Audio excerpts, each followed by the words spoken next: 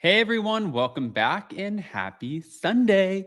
Okay, guys, so I posted and told you guys yesterday that we were going to be on a little bit of a road trip, but we still got some things done. So thankfully, but now we are not on our road trip and we are back home. So I am super excited about that. I just wanted to kind of get a few more things out there before we get into hot, messy topics tomorrow because there is a lot going on in the Bravo world and it just never stops.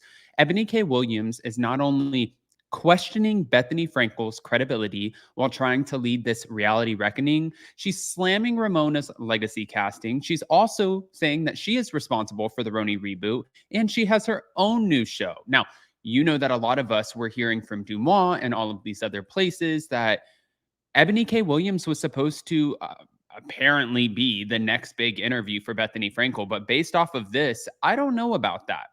I don't know if this is going to be a blow to the ego for Bethenny or if Bethany's going to be like, okay, come on, sit down. You want to talk about it? Let's talk about it. Oh, we're going to talk about it. Smash that like button, show some love, and let's jump right in.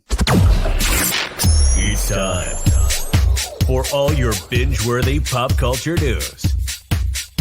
Welcome to Up and Adam.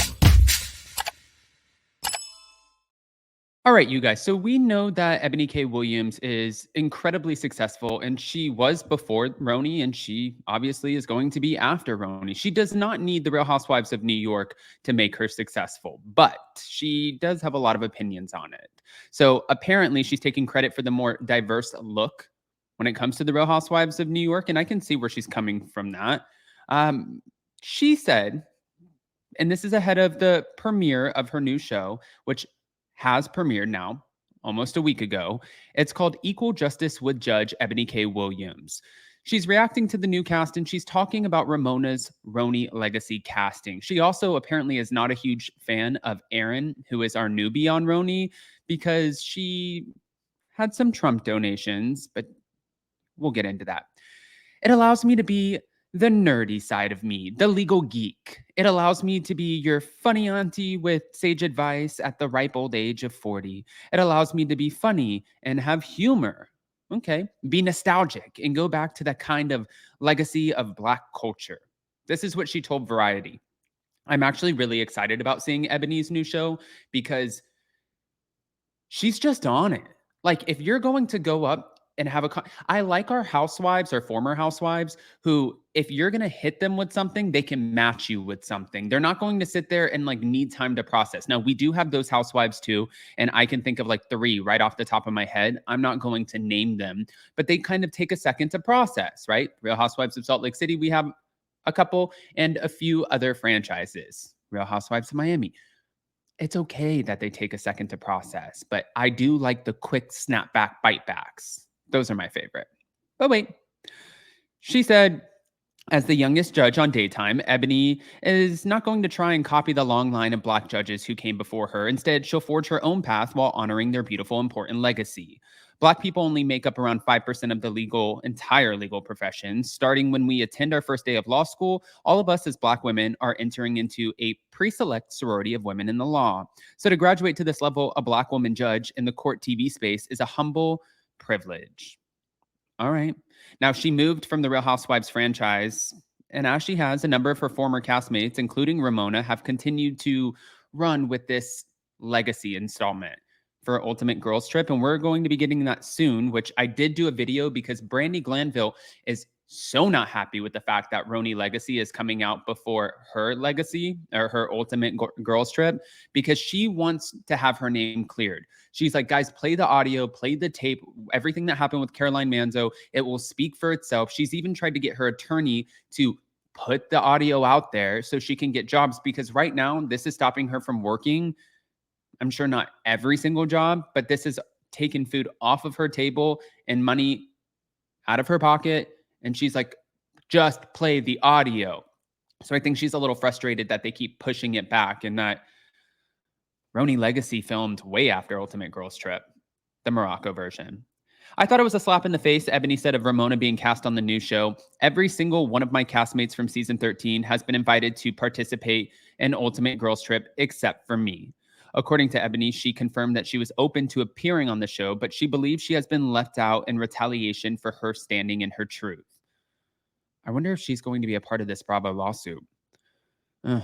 Ebony said that she was also willing to return for RHONY season 14. I absolutely threw my hat in the ring, and the network went in another direction, which is their prerogative. But I did desire to continue on the journey of sharing my life, my motherhood journey, my flourishing career, and my home buying experience. Yeah, well, Ebony said that she was given no direct feedback for Bravo's decision to move forward without her, but she suspects that the network simply wanted a completely fresh start. I hear that, but also anybody that watched season 13 and had a visceral reaction to me, they're not going to watch a diverse cast on season 14. That's an interesting take that she has. I think that there was some seeds planted in season 13 that, given the opportunity to expand on the platform in a rebooted 14 season. And that could have been really beautiful and special. Mm. She did say she hasn't seen a single episode of the reboot, but she described Jessel Tank as lovely and said that she was a good ear for her to share as they were introduced. But as for Aaron, you guys know Aaron Leachy. The reality is there is a healthy segment of Americans, no matter if you're in Florida, New York, California, Wisconsin, you pick it, that supported the 45th president. That is a reality. So when I see a wealthy white presenting Jewish woman in America, in New York City, supporting that president, that does not greatly surprise me. If I were to engage with her, I would be curious as to her why. I would have a conversation with Erin about her value system. Let's get to that. I don't want to go to the Hamptons and eat no fucking barbecue with you, bitch. If, oh my God, if we're not starting from a foundational place of aligned values. Now, okay. Despite the whole Erin thing, she is extremely happy that the cast looks like the New York that she lives in. I mean, I guess that's a positive. She said, I do view the reboot as my personal legacy. I feel proudly responsible for being the catalyst for the network recognizing a need to cleanse the palate and start over and construct something from the ground up that better honors the diversity of New York women. I know that was a direct result of all of the ruckus that I created all season 13. Mm, okay. Now, I want to talk about the Bethenny of it all because a lot of people have questioned Bethenny's credibility on this reality reckoning. And she said, if you're questioning it, you think you could do a better job, by all means, go do a better job. You think you can do it, you want to do it, go do it. Come on, go do it. She said, I'm not disgruntled. I didn't lose my job. I wasn't fired. I was asked back multiple times. I made millions of dollars. So why not me? That's the bigger question. Well, Ebony has an answer for you. Ebony has an answer for you, Bethenny. I think when you attempt to lead a movement in an organized effort, a few things really need to be in place. Credibility being first and foremost, consistency being another. As someone who has no direct personal relationship with Bethenny Frankel whatsoever, I do have questions around her credibility and consistency on these issues.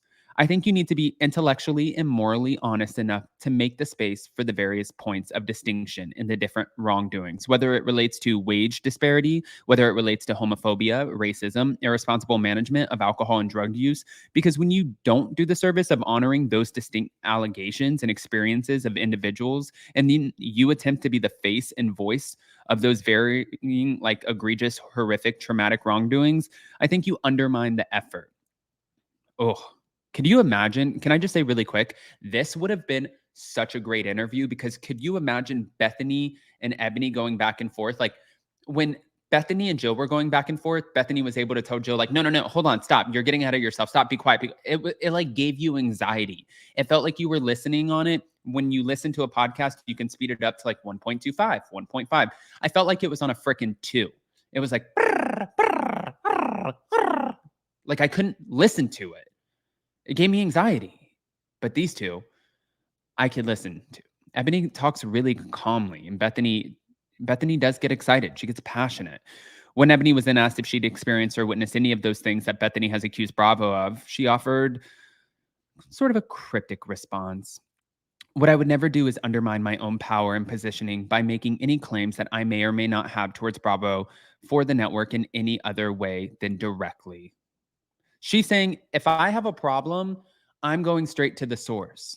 I have so much respect for this woman. I want to know what you guys think about everything that she has going on. And she's questioning the credibility of Bethenny Frankel. Guys, go ahead and comment below. Happy Sunday. Don't forget that there is RHONY Legacy on tonight. Let me know if you're watching, and we will post hot, messy topics in the community tab. Love you guys. We'll see you next time.